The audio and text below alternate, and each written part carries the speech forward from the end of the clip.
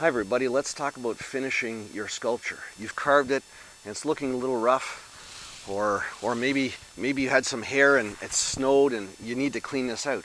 Well, you can use your finger to try and clean things out, but sometimes a brush like this is a great way to clean out a previously done sculpture where you need to just kind of clean it up a little bit. So a brush is pretty handy.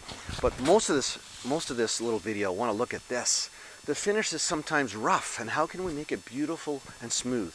Well, first, a bit of my glove, the back of my glove, especially when there's no seams involved, can smooth things beautifully. I also have a pair of gloves here that are very thin, and I'll sometimes switch to those so I can feel what's underneath.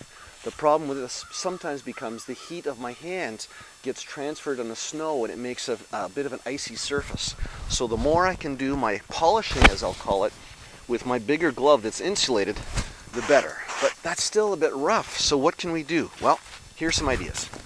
A little sanding block can be used to sand it smooth. Now the problem becomes the sharp edge of the sanding block sometimes will dig in. Look at that little problem. So we have to be careful as we sand of what's happening with the edge. So that works pretty well.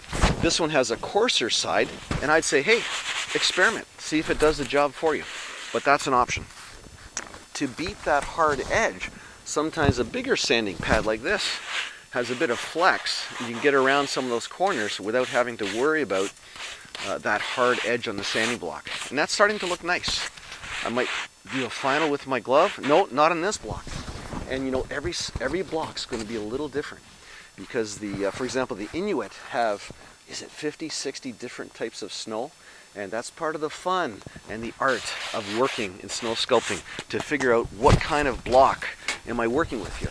Here's just another very flexible one that I found, and I think this would be a great one because it can flex into little corners or little swoops like this. There, I'm making a nice job of that because it's very, very flexible. And here, this was more of an experiment. I think it was 80 grit sandpaper, and I glued it onto this big block. And I sometimes have had success with this. It's more of an aggressive sand for long surfaces. If I want a big, smooth wall that's consistent, I might use this. Okay. So maybe I'd start with this, and who knows, maybe I'd end up with the small flexible one. Oh, look at this. I've got some dirt in there. Let's see if we can get rid of that. Little bonus for the video. So, it's part of a tree, I guess. I'll just dig it out. I could have used my grapefruit knife. I'll grab some fluffy snow. That's what I got here. And I'll put it in there. Hold for, on this one, it's very small. 10 seconds. So I'm almost there. Now, watch what I do at the end. I'm going to just start rubbing it a little bit, just to give it a finish. There you go. And you'd hardly know there was a hole there before. Okay.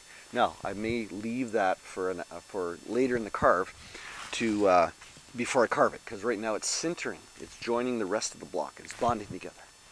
So there's some ideas. All kinds of a brush, of course. Don't forget the brush.